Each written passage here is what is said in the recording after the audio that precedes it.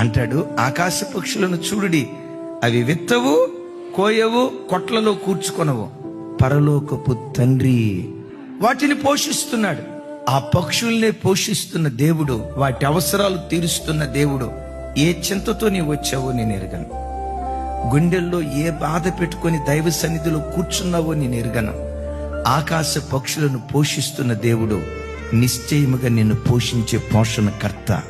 నీ ప్రతి అవసరత తీర్చే దయగలిగిన దేవుడు. చూస్తూ ఉండు, విశ్వసిస్తూ ఉండు. ఏ కాలములో ఏది నీకు కావాలో ప్రతిదీ తన మహిమైశ్వర్యంలో దేవుడు నీకు సమకూరుస్తూ ఉంటాడు.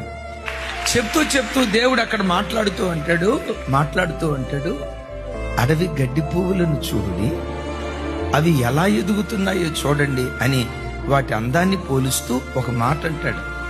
సమస్త వైభవముతో కూడుకున్న సొలొమోను సైతం అంతగా అలంకరించబడలేదట. నేనంట, అంత గొప్ప భాగ్యవంతుడు ఎంత గొప్పగా అలంకరించబడి ఉంటాడో.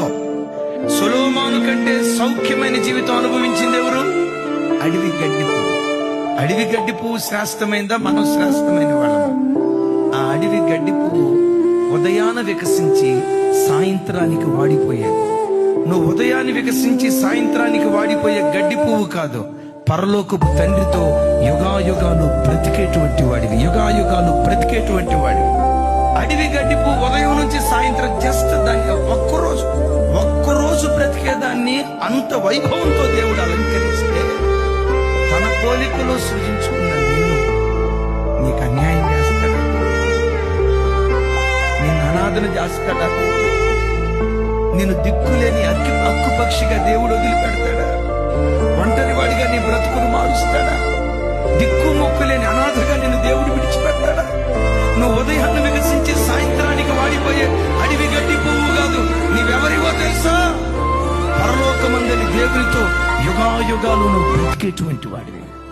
దానికి అంత భోగాన్ని, వైభోగాన్ని ఇస్తే, ఆయన పోలికలో సృజించబడిన నీకు ఏదివ్వటానికైనా ఆయన శక్తి కలిగిన వాడు, సమర్థుడైన దేవుడై ఉన్నాడు.